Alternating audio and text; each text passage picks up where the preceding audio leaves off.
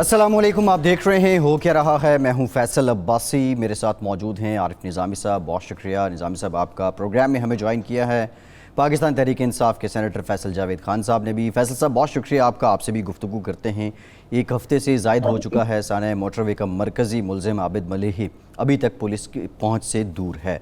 Programme में कुछ जिक्र करेंगे कल जो लेजिस्लेशन हुई है और उसके बाद जो अपोजिशन की हिकमत अमली है। 2 दिन रह गए हैं अब APC में क्या होगा इस पर भी बात करेंगे। कुछ आज के प्रोग्राम में जिक्र करेंगे नैब की हालिया कार्रवाइयों का, एंड मोस्ट इम्पॉर्टेंट एक्सक्लूसिवली आपके साथ शेयर करेंगे कि जो Ravi river front urban project है ये पहली बार कब किसने कोशिश की इसको शुरू करने की और ये कितना काबिल अमल है। निज़ामी साहब, कल 8 बिल्स पास किए गए, मुश्तरका जो पार्लियामेंट का इजलास था उसमें अपोजिशन ने वॉकआउट भी किया। आज एक तरह से अपोजिशन ने यौम एहतजाज भी मनाया।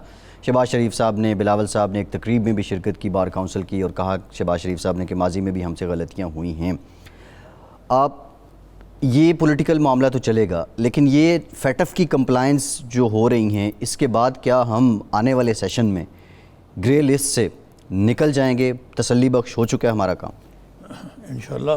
मेरा से उम्मीद तो ये होनी चाहिए कि इतने पापड़ बेलने के बाद भी ना निकले तो फिर तो बड़ा अफसोसनाक मामला होगा जी। और अगर हमने उनकी कंप्लाइंस कर दी है जी तो कोई वजह नहीं कि हम रहे उस ग्रे लिस्ट पे। बहरहाल फैसल साहब से पूछते हैं। अस्सलाम वालेकुम फैसल साहब, कैसे मिजाज हैं? ये बताइए। जी वालेकुम अस्सलाम निज़ामी साहब, अब्बासी साहब, कैसे हैं? ये बताइए कि जो कल जो कुछ हुआ, हंगामा भी हुआ, अपोजिशन ने कहा कि वोटों को भी इधर किया गया, लेकिन असल बात तो ये है कि उनके अपने जो बाज़ लेजिस्लेटर हैं वो नहीं आए सेशन में, तो उससे उनके वोट भी कम हुए। तो इस सूरत हाल में अपोजिशन बजाय कि अपना काम ठीक करे, हुकूमत को क्यों ब्लेम कर रही है? बिल्कुल निज़ामी साहब, पूरी दुनिया की जमहूरियत में अगर आप देखें जो अपोजिशन का किरदार होता है वो ये होता है कि जहां हुकूमत जो है पब्लिक इंटरेस्ट के चीज़ों के अगेंस्ट जा रही हो उसको उसकी तस्हीह करती है, उसकी मुखालफत करती है, और जहां वो पब्लिक इंटरेस्ट की चीज़ें कर रही हो तो उसका साथ देती, यानी कि एक तामीरी अपोजिशन का किरदार होना चाहिए।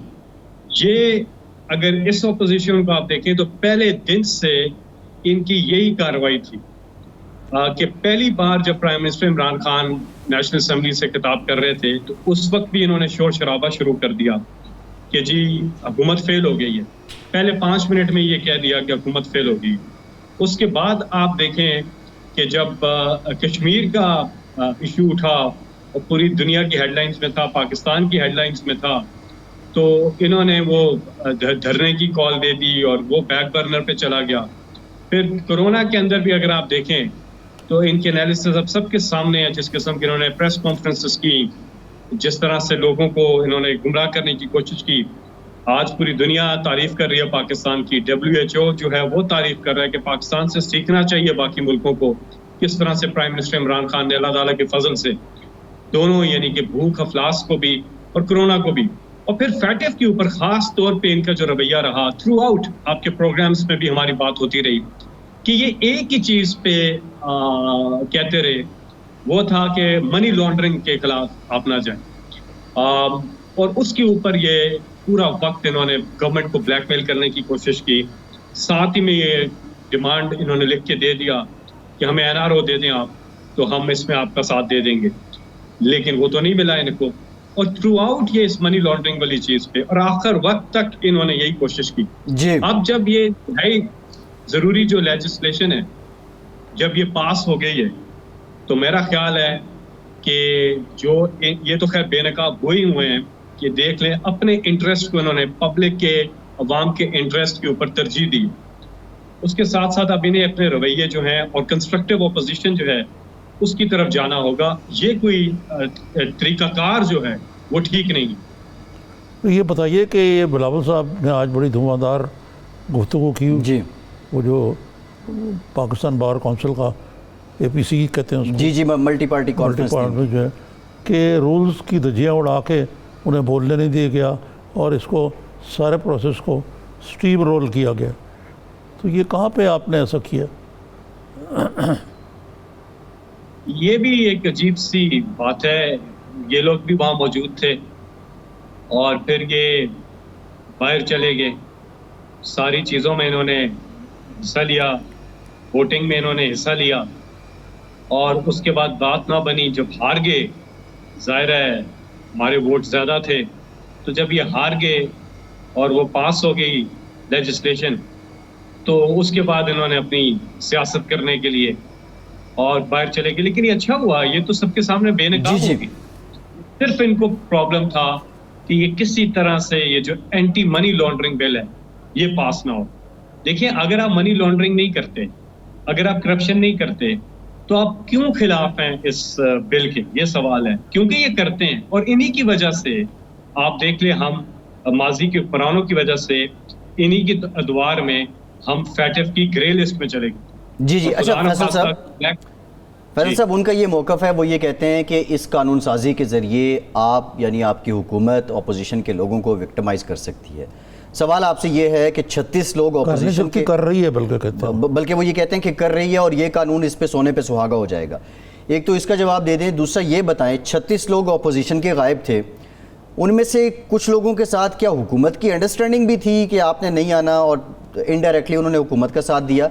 और जो 14 लोग हुकूमत के गायब थे वो किस खाते में नहीं आए? इतनी सेंसिटिव और इतना चैलेंज था आपके लिए इसको पास करवाना? देखिए, नंबर्स पे तो मैं आता हूँ। वो तो होता ये है कि जो रूल और प्रोसीजर है वो ये जो कि उस वक्त जो नंबर होता है उसकी देखा जाता है कि किस तरफ ज़्यादा लोग हैं। जितने अवेलेबल लोग होते हैं उन्हीं को काउंट किया जाता है। वो लोग तो काउंट नहीं होते जो कि नहीं, मैं गैर हाजिर लोगों की बात कर रहा हूँ फैसल साहब, गैर हाजिर लोगों की। जी जी, मैं यही कह रहा हूँ ना। मेरा नुक्ता सुन लीजिए कि अगर आप बता रहे हैं कि जी उनके लोग नहीं आए, तो क्या कोई अंडरस्टैंडिंग थी? ऐसी कोई चीज़ नहीं है। कुछ लोग नहीं आए, जो कि आपको पता है कि कुछ लोग बीमार हैं, कुछ आ नहीं सके, जो भी था। अंडरस्टैंडिंग, ये तो सारा वक्त अंडरस्टैंडिंग के ऊपर एक ही चीज कहते रहे और आखिर वक्त तक इन्होंने कहा अंडरस्टैंडिंग कर लेते, इन्होंने कहा, लेकिन साथ में इन्होंने ये दे दिया पूरा डॉक्यूमेंट, ये NRO, कि आप ये साइन कर दें तो अंडरस्टैंडिंग। इसके अलावा कोई अंडरस्टैंडिंग की इन्होंने नहीं।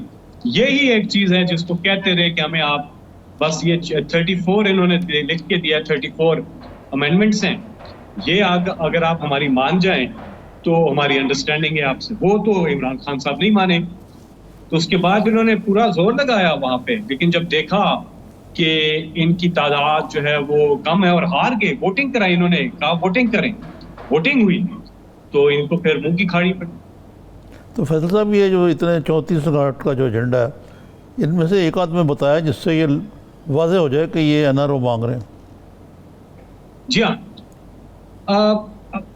निज़ामी साहब ये कहते हैं कि नैब ऑर्डिनेंस में ये तब्दीली कर दें कि जो 1999 ईयर जो है उससे पहले के जितने केसेस हैं उनको टच ना करें।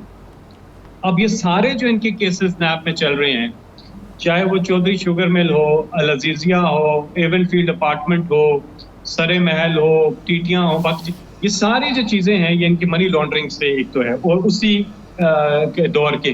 तो बेसिकली कहने का मकसद ये मसालती ऑर्डिनेंस का कि वो सारे केसेस माफ हो जाए।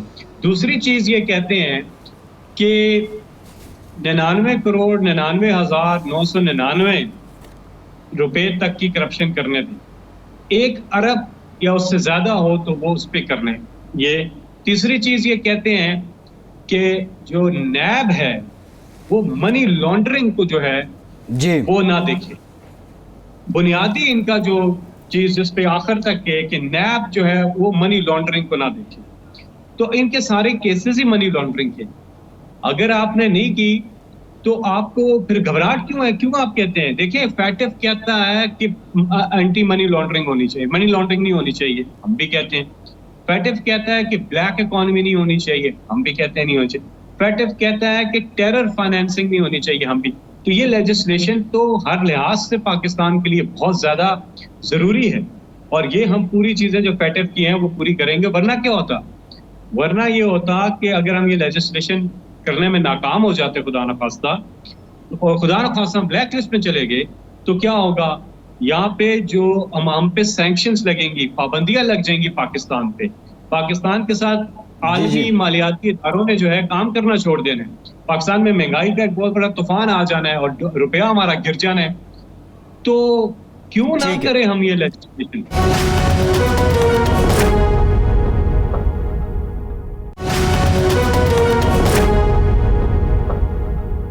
एपीसी 2 दिन के बाद अपोजिशन की होनी है। बज़ाहिर इस एपीसी का आपको मकसद क्या लगता है? आपके एहतसाब मिशन को सबूताज किया जाए, या प्राइम मिनिस्टर साहब के रिमूवल की कोई बात होगी, या कोई जानदार रेजिस्टेंस का जिस तरह का धरना की बात होगी, नए इलेक्शन की इस तरह का कोई धरना, ये सीन भी हो सकता है? और हुकूमत कितना सीरियस ले रही है इस एपीसी को? नहीं, ये पहले भी इन्होंने एपीसी की, और पहले भी ये पूरा जोर लगा के ये निकले। खैर, वो नून लीग और पीपल्स पार्टी के साथ तो लोग नहीं निकले, मौलाना फजलुर रहमान के साथ लोग निकले, और उनके ज़ाहिर उनके स्टूडेंट्स और बाकी लोग आए। इन्होंने क्या किया कि इन्होंने उस कंटेनर पे जो लीडर्स हैं पीएमएलएन और पीपल्स पार्टी के, बारी बारी आए और इन्होंने सेल्फियां ली और ये चले। ये पूरा जोर लगाया था, पूरी कैंपेन करके ये निकले थे। अब दोबारा कर लें कोशिश, अवाम इनके साथ नहीं निकलेंगे। हमें तो अच्छा लगता है जब ये इकट्ठे होते हैं, क्योंकि ये एक जैसे हैं, इनके मफादात एक जैसे हैं, इनका तरीका तर्ज हुकूमत जो है वो एक जैसा है, एक जैसी इनकी मनी लॉन्ड्रिंग, एक जैसी इनकी करप्शन, एक जैसे बैरून मुल्क सासे।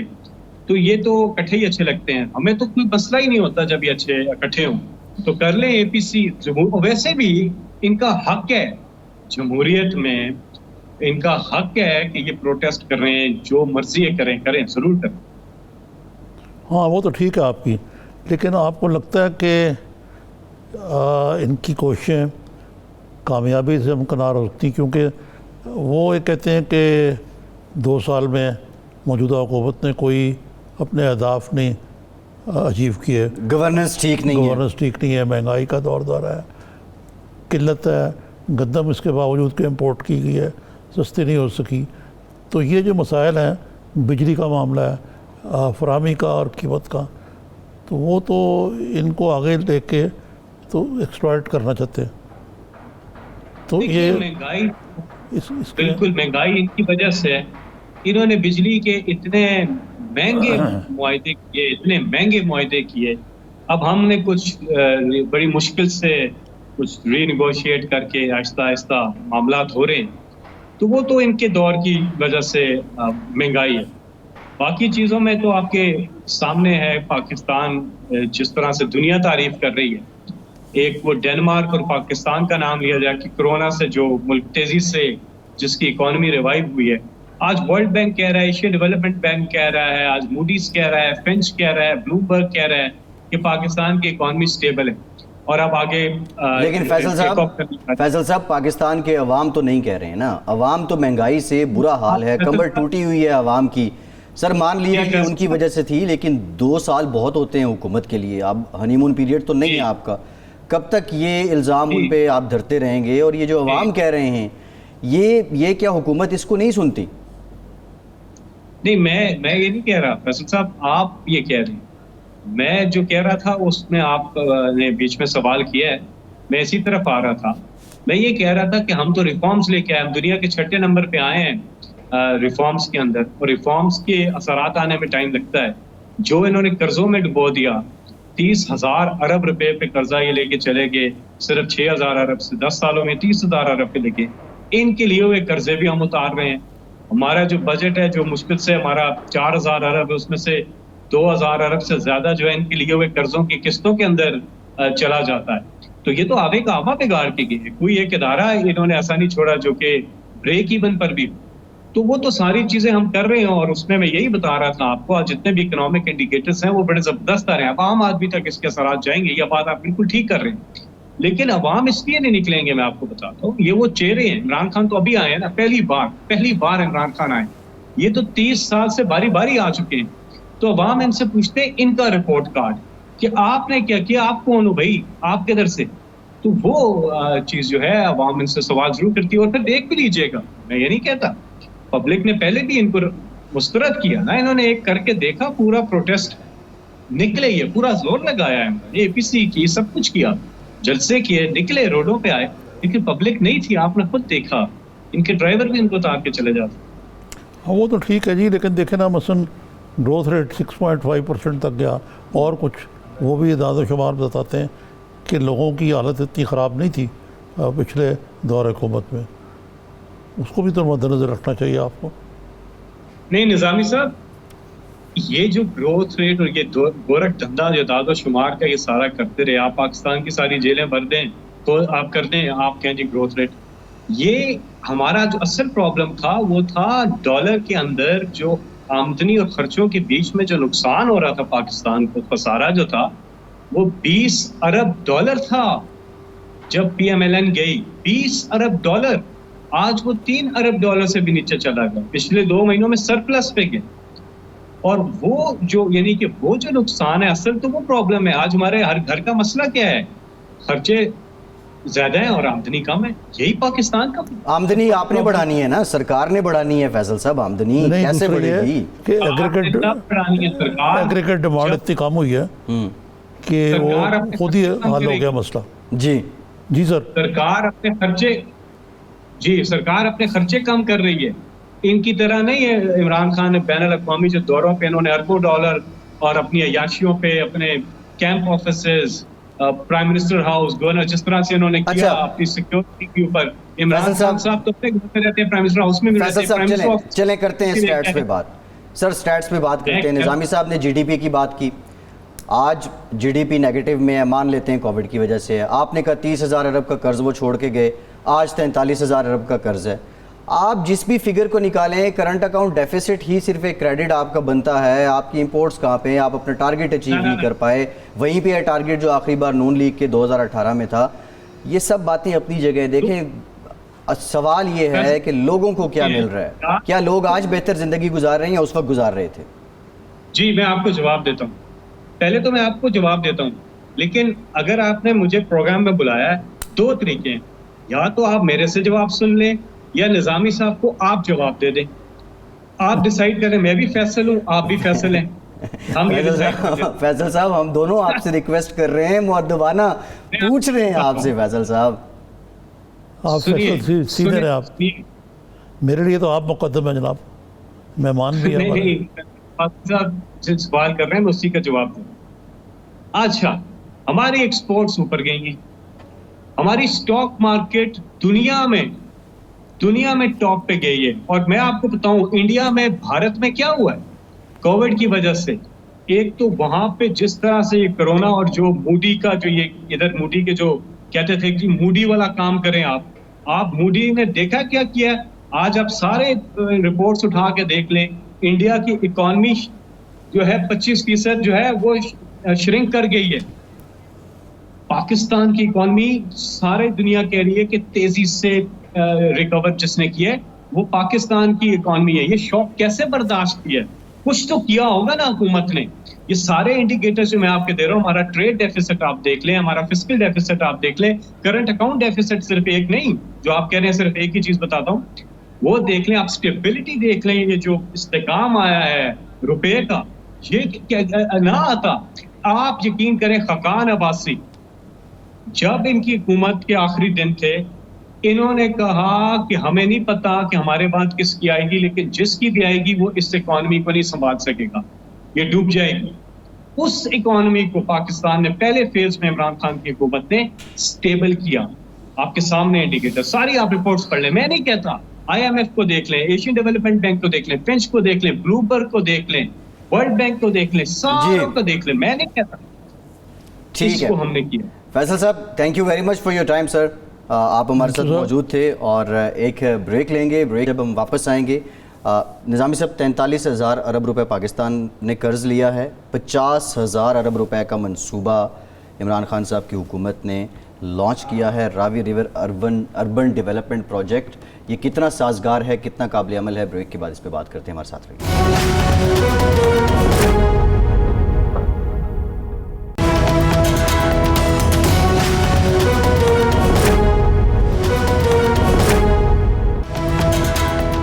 ब्रेक के बाद एक बार फिर से आपको खुशामदीद कहेंगे। ब्रेक में हमें ज्वाइन किया है 92 न्यूज़ के नुमाइंदे खुसूसी अनवर सुमरा साहब ने। बहुत शुक्रिया सुमरा साहब, आपका आपसे गुफ्तगू करते हैं। प्राइम मिनिस्टर ऑफ पाकिस्तान ने 7 अगस्त 2020 को रावी रिवर डेवलपमेंट अथॉरिटी का इफ्तिताह किया था। फिर 15 सितंबर को दौरा लाहौर के मौके पे प्राइम मिनिस्टर ने इसके जो खदोखाल हैं उससे मुतालिक भी बताया था और बाकायदा तौर पे स्टोन ब्रेकिंग भी इसकी हुई थी। 7 अगस्त को इमरान खान साहब ने क्या कहा था, ये सुनिए। ये प्रोजेक्ट है 50,000 अरब रुपए का। हम सारी हमारी टीम तैयार है, मैं पूरा इसको मॉनिटर कर रहा हूँ। पूरी प्लान सिटी अब बनने जा रही है। ये जो एरिया बनेगा ये सारा ये पब्लिक प्राइवेट पार्टनरशिप है। इसमें सारा जो पैसा आएगा वो प्राइवेट सेक्टर से आएगा। ये 7 अगस्त को फिर दिन 15 सितंबर को प्राइम मिनिस्टर जब लाहौर आए निज़ामी साहब तो उन्होंने बताया, और ये 50,000 अरब रुपए की इन्वेस्टमेंट है। एक नया शहर इसमें आबाद होगा। अनवर सुमरा साहब, आपने कुछ इन्वेस्टिगेशन भी की है, लेकिन इस मंसूबे के बारे में हम जो देख रहे थे कि ये 1949 में उस वक्त ज़फ़रुल हसन साहब डिप्टी कमिश्नर थे, उन्होंने भी स्टार्ट करने की कोशिश की। बाद में भी हुकूमतें आईं, शहबाज शरीफ साहब की हुकूमत ने भी इसको स्टार्ट करने की कोशिश की। पिछली हुकूमतें इसको क्यों नहीं स्टार्ट कर सकीं, लॉन्च कर सकीं, और इमरान खान साहब ने किस बुनियाद पे इसको लॉन्च किया है? कितना काबिल अमल मंसूबा है ये? जी देखें, बात ये है कि ये 2013 में इस मंसूबे का कॉन्सेप्ट आया था।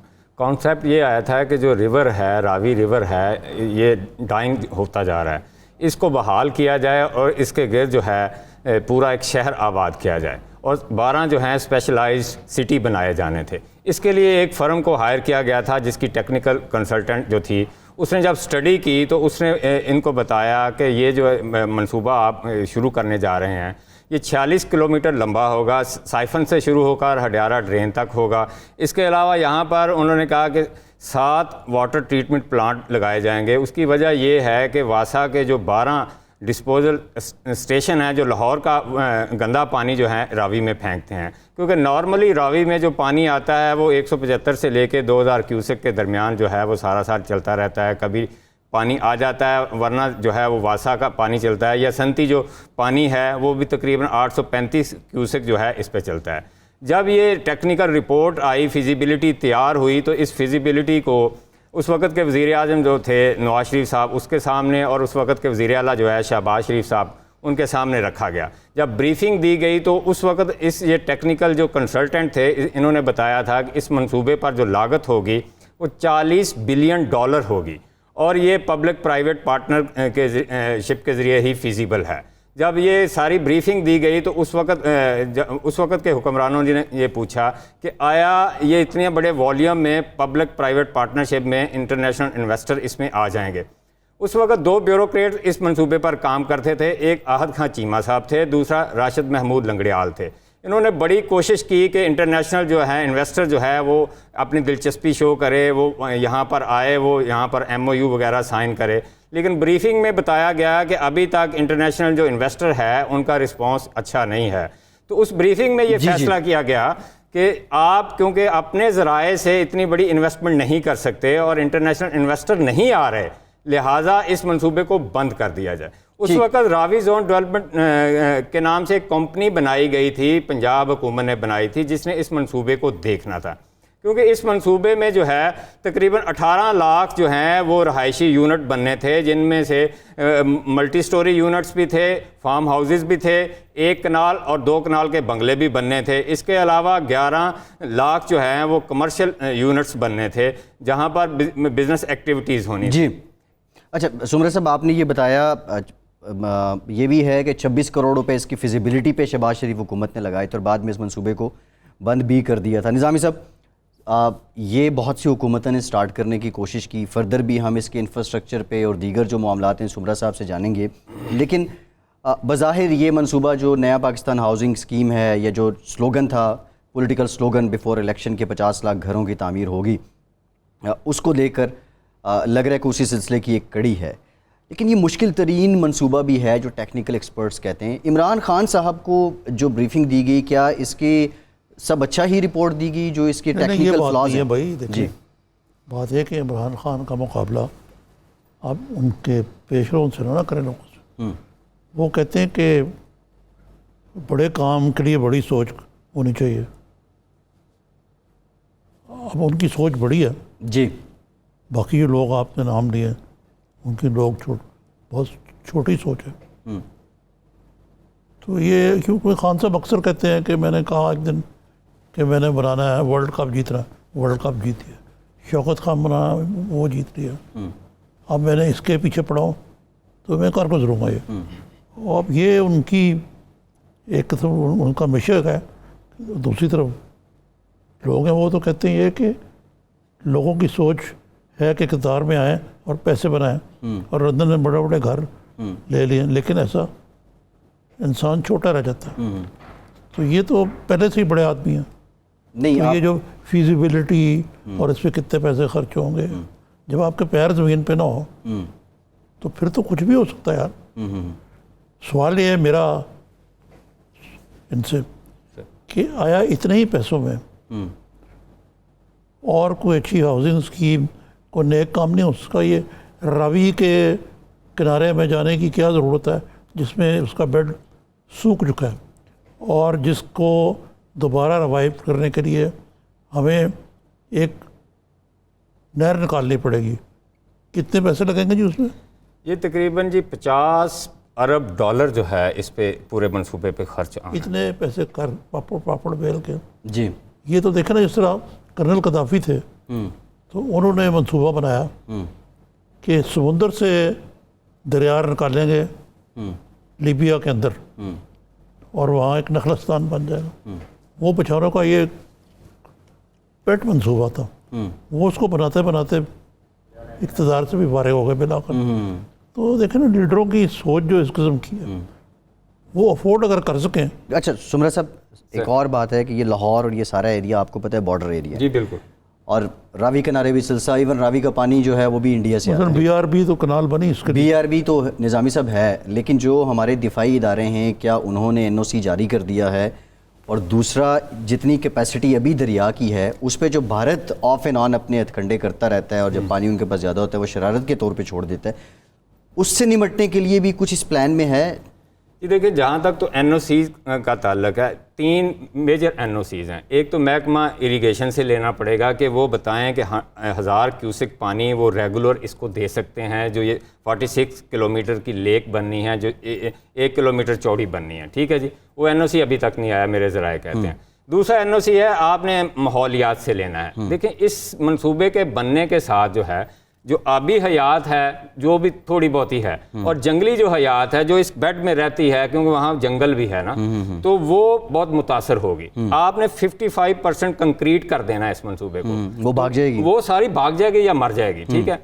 जो NOC उसका लेना होता है, उसका environment impact assessment report generate होती हैं कि ये इन्वायरमेंट पे क्या इम्पैक्ट लेके आएगा, वो भी अभी तक NOC नहीं जारी हुआ। दफाई सूरत हाल ये है कि ये जो साइफन से जहाँ से ये शुरू होना है वहाँ से इंडिया जो 4 से 5 किलोमीटर दूर है, ठीक है ना जी, अभी तक वो NOC भी नहीं जारी हुआ। और एक इसमें और भी बात है कि ये आपने 46 किलोमीटर की लेक बना लेनी है, झील बना लेनी है। उसके बाद अगर फ़र्ज़ किया लास्ट टाइम जो है वो आया था सैलाब, जब आया था तो उस वक्त 88 में जो सैलाब आया था 5,84,000 क्यूसेक पानी रावी में आया था और आधा लाहौर डूब गया था।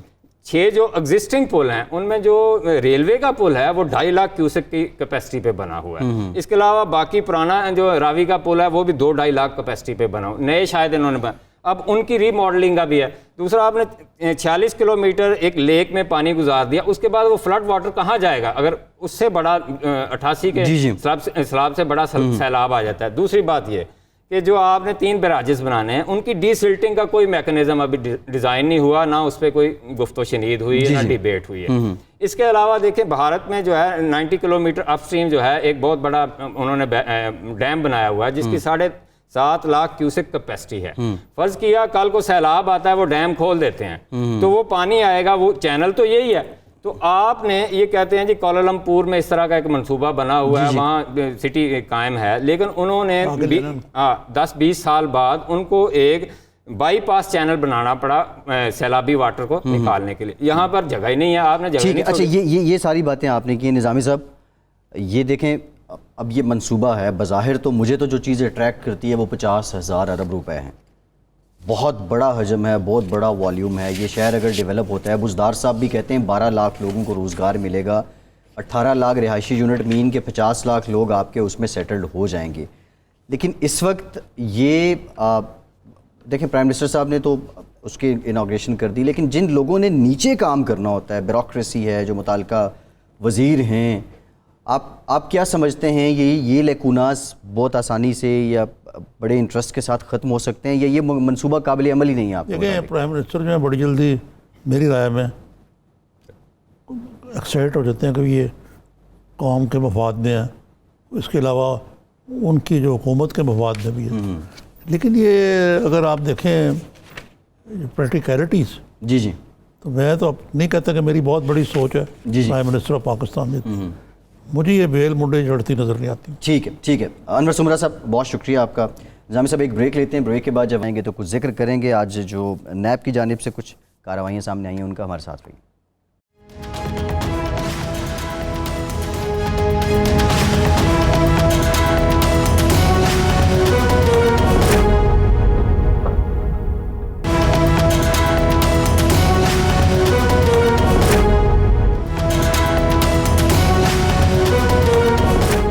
ब्रेक के बाद एक बार फिर से आपको खुशामदीद कहेंगे। निज़ामी साहब, नैब से मुतालिक भी खबरें हैं। चौधरी बरादरान की इंक्वायरी बंद हो गई है। जहांगीर तरीन साहब को 19 सितंबर को तलब किया गया है, उनके साहबजादे को किया गया है।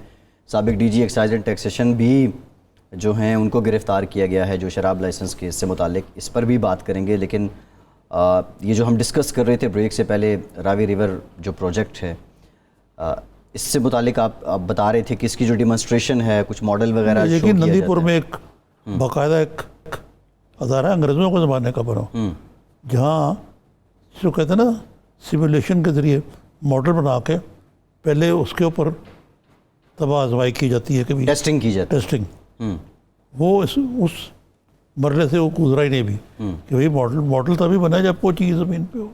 ज़मीन पे है नहीं, अभी तो हवाई किले हम बनाए जा रहे हैं। इसी तरीके से जो मास्टर प्लान है 2040 लाहौर का 2040 उसमें इसका कोई जिक्र खैर ही नहीं है। तो ये लेट्स सी निज़ामी साहब, देखते हैं कैसे ये एग्जीक्यूट होता है। तो वो कहते हैं ना कि if wishes were horses they will fly, मतलब कि घोड़े अगर यानी जो हमारे ख्वाहिशात हैं वो घोड़े हों तो फिर वो घोड़े भी उड़ना शुरू कर दें। जी जी। तो हमें ज़रा हवाई घोड़े उड़ाने से पहले ज़रा इसके प्रोज एंड कॉन्स देखने चाहिए, ऐसे ही नहीं एक्साइट हो जाना चाहिए। जी ठीक है। अच्छा निज़ामी साहब, नैब से मुताल्लिक कुछ बात कर लेते हैं। चौधरी बरादरान तो इंक्वायरी आमदन से ज़ायद सासा बंद। जहांगीर तरीन साहब, उनको किया गया है तलब और उन्होंने कहा कि अब कोई और सिलसिला नहीं मिला, सबूत नहीं मिला मेरे ख़िलाफ़, तो अब ये सिलसिले जो तलबियाँ हैं ये शुरू कर दी गई क्या हैं। ये और ये उन पर निज़ामी साहब 15 अरब रुपए का कॉर्पोरेट फ्रॉड का इल्ज़ाम है जी। और तहकीकाती टीम जो बनाई गई थी, अब उनके बेटे को भी लपेट लिया गया। जी, बेटे को भी लपेट लिया गया है। जहांगीर तरीन साहब ने शदीद रद्द अमल भी दिया है। ख़बरें तो यहाँ पे ये आ रही थी कि कुछ खलीज कम हो रही थी इमरान खान साहब और जहांगीर तरीन साहब में, लेकिन क्या ये अपने इल्ज़ामात का दिफा करने के बाद ही कम होगी या उसके बाद भी नहीं होगी? नहीं, देखें ना, अगर तो खान साहब ने फैसला कर लिया कि जहांगीर तरीन की खिलाफ इंतकामी कार्रवाइयाँ जो है करनी है, फिर तो कोई माफ़ी की तो गुंजाइश ही कोई नहीं है सुलह की। मतलब जिस तरह उन्होंने फैसला किया हुआ है कि शरीफ हो, जरदारी हो, ये सब चोर हैं, इनको तो छोड़ना नहीं। अब उनको अपने साथियों में भी चोर नज़र आने शुरू हो जाए तो फिर तो बड़ा मुश्किल काम हो जाता है ना जी। तो ये जहांगीर तरीन साहब की इतनी आसानी से खलासी नहीं होगी, क्योंकि बड़े ताकतवर लोग उनके पीछे पड़े हुए। ठीक है। गुड डे फॉर चौधरी बरादरान, इंक्वायरी बंद होगी। चौधरी बरादरान का मामला, मैं परसों उनके पास बैठा हुआ था लंच, वो काफ़ी बेटर थे परवेज़ लाई साहब। पिछले 2 सालों से ही बेटर है निज़ामी साहब। अब उनको उनकी बेटरनेस जो है वो अगर अमल में हो तब्दील हो जाए तो खासी मुश्किल हो जाए। उसके गारंटर आपको पता है कौन है, कैसा नहीं होगा। लेकिन जब हवा का रुख बदल जाए तो चौधरी बरादरान भी अकड़ सकते हैं। तो इसलिए जैसे कहा गया ना, ये बहुत बड़ा एक मिसकंसेप्शन है। नैब के चेयरमैन साहब जो फरमाते हैं, हम क्या देखते हैं, फेस नहीं देखते, हम फेस नहीं केस देखते हैं। आज शहबाज शरीफ साहब ने भी ये कहा आज है ये कि आप एक्सपोज हो गई है नैब के ये फेस ही देखते हैं। अच्छा, निज़ामी साहब, शहबाज शरीफ साहब से जिक्र चल निकला है, ये एपीसी है, इसमें आपको लगता क्या है कि वन लाइन स्ट्रेटजी क्या होगी? एहतसाब मिशन को इनकाउंटर कर लें, इन हाउस तब्दीली की बात कर लें, या वो जो कोई आइनी जमहूरी तरीके से हुकूमत को घर भेजें और री इलेक्शन करवाएं, कुछ ऐसी बात होगी क्या? कोई एक नुक्ता क्या होगा जिस पे सारी जमातें मरकूज़ होंगी? देखिए, बात यह है कि ऑपोजिशन वाले जो हैं ये भी कोई इतने पोजीशन वो नहीं लगते संजीदा तो होंगे, लेकिन इतना साथ साथ नहीं इनमें। ये भी आखिर थक जाते हैं ज़ेर एहताब रह के। उनकी घरेलू ख़वातीन, उनकी बीवियाँ, उनके बच्चियाँ, उनके बेटे, सबको आप हाँकी जा रहे हैं। यही हाल तकरीबन जरदारी साहब और उनके साहबजादे का शायद इतना काम ना हो। तो ये भी फिर ज़रा ठट्टी करके ही खाते ना, तो ये मामला बस एक कदम आगे 2 कदम पीछे चलता रहेगा। और ये टाइमिंग देखें इन चीज़ों की सब आप जी।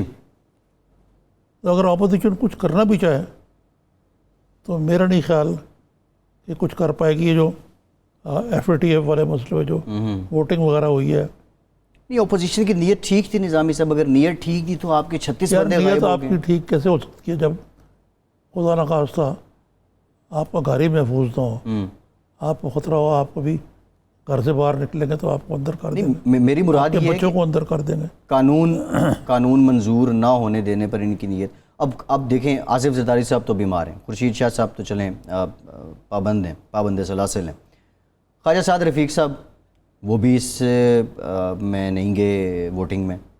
लेकिन आप ही ने मुझे बताया ब्रेक से पहले जी जी जी, कि उनकी 3 दिन पहले उनके मामू को ब्रेन हैमरेज हुआ था और वो यहाँ जनरल हॉस्पिटल में उनको लेकर आए हुए थे। तो वो आना तो चाहिए था उनको। वो 3 दिन पहले की बात, वो शायद उधर मसरूफ़ हों, उसके बाद मेरे पास अपडेट नहीं है वो रूब सेहत हुए हैं या नहीं।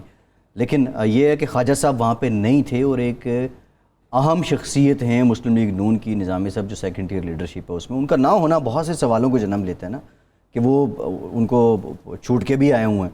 अच्छा, उसके बाद आप देखें जरदारी साहब भी नहीं थे, लेकिन एक बीमारी चले उनकी एक नज़र आती है कि वो मुश्किल हैं। लेकिन अगर ये 36 में से 14 बंदे हुकूमत के नहीं थे, निज़ामी साहब ये 10-15 लोग अपने कर लेते तो फिर इतने रोले की ज़रूरत ही ना पड़ती। वोटिंग हो गई थी, स्टैंड अप वोटिंग हो रही थी, कानून पास ही नहीं होना था, जॉइंट सेशन भी हो जाता। लेकिन दाल में कुछ तो काला है ना यार। आप बड़े ही सादा, मीर की तरह सादा है। आपके ख्याल से ये जॉइंट सेशन बगैर तैयारियों के हुआ था? नहीं, ऑब्वियसली कौन आएगा कौन नहीं आएगा, किसको किस तरह काबू करना है, होमवर्क पूरा होता है, उसके बाद मंसूबा आगे चलता है। सेनेट के इलेक्शन पे आप ट्रेलर देख चुके हुए, ये मेन फिल्म थी। तो ये तो सीक्वल क्या आना है? लेकिन जब